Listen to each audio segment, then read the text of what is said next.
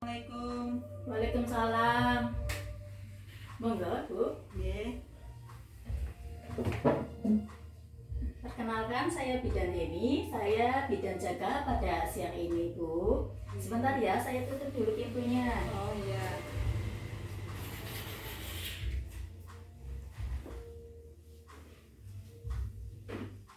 Ibu, hari ini rencana pulang ya, sore ya? Nggih. Nggih.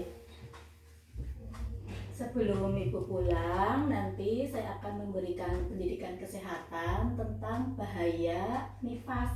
Nggih. Nggih. Apakah Ibu setuju akan saya berikan pendidikan Nggih, setuju, Bu. kesehatan tentang bahaya nifas? Nggih. Oke.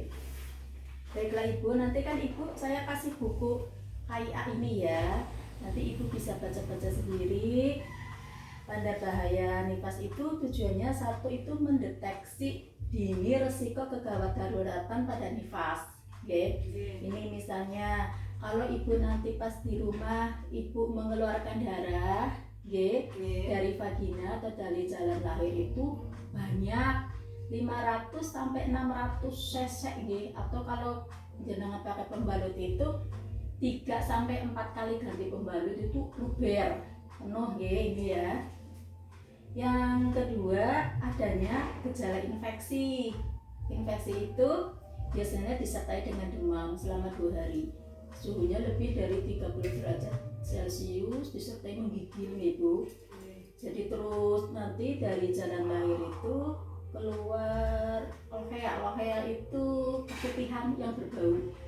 Itu harus curiga bahwa ini ada risiko terjadinya infeksi. Kemudian ada gejala eklamsi. Kalau gejala eklamsi itu sakit kepala, Pusing. pusing, penglihatannya kabur, terus wajahnya bengkak Bu. Jadi wajah, kaki, tangan tuh pada bengkak Terus biasanya disertai tensi tinggi. Itu harus waspada ya kalau ada gejala itu. Kemudian ada keluhan payudara. Payudaranya itu memerah, panas, bengkak. Terus biasanya ditekan itu nyeri. Itu juga harus waspada bahwa ini adalah tanda dari bahaya nifas.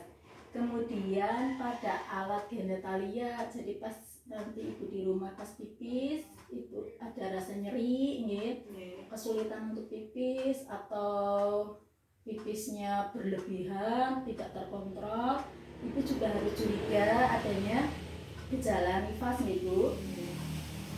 Biasanya terjadi karena Ibu kan habis melahirkan, Ibu takut pipis ke kamar mandi, jadi Ibu tahan, jadi itu nanti menyebabkan sakit. Terus Ibu nanti kalau di rumah kalau pipis saja, terus nanti setelah pipis, setelah dibersihkan, nanti dielap sama tisu atau handuk yang bersih, ya. Jadi harus dijaga kebersihannya, jangan sampai terjadi infeksi juga ini di daerah genitalia atau di daerah vagina Ibu ya. Kemudian adanya nafsu makan yang berkurang dalam waktu yang lama. Jadi Ibu kemarin kan habis melahirkan kan capek ya Bu, terus Ibu jadi malas makan.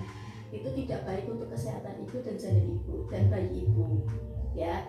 Jadi Ibu nanti di rumah itu harus makan yang bergizi, minum teh hangat, susu hangat untuk memulihkan tenaga Ibu ya. Kemudian adanya gejala tromboflebitis. Tromboflebitis itu karena proses persalinan kemarin itu biasanya ada sumbatan di daerah kaki, sumbatan pembuluh darah, sehingga terjadi peradangan. Itu merasakan nanti sakit samparannya, terus ada bengkak, kemerahan, nyeri tekan. Itu namanya tromboflebitis. Itu juga harus curiga ini bahaya dari nifas. Kemudian adanya postpartum blues Bu. Nih, postpartum blues.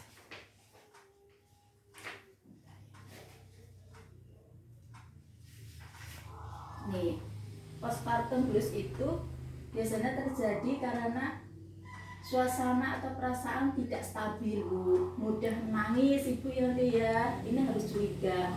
Sulit tidur, mudah cemas, mudah tersinggung. Ini Ibu harus curigai. Kalau gejala ini masih wajar, ibu tidak mengganggu aktivitas, ibu masih dikatakan aman. Tapi kalau ibu sudah menangis terus, sedih terus, tapi ibu malas ngapa-ngapain, malas bekerja, malas merawat diri dan bayi ibu bicarakan sama orang terdekat ibu, bisa dengan suami atau orang terdekat. Tapi kalau masalahnya sudah mengganggu, ibu tidak bisa aktivitas, ibu konsultasikan, ibu bisa kontak ke sini ya, atau ke tenaga kesehatan lain, dokter saya ibu ya. Terus jadi ada beberapa hal ya ibu ya yang sudah saya jelaskan. Apakah ada pertanyaan? Nggak ada. Apakah itu jelas dengan apa yang saya jelas. Baiklah ibu, jadi ada beberapa hal ya ibu, nanti kalau di rumah selain ibu mengenali tanda-tanda infeksi, ibu yang pertama tanda-tanda bahaya nifas.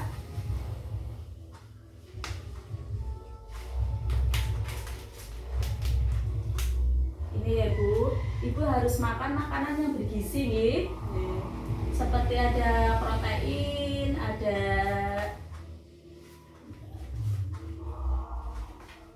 ini.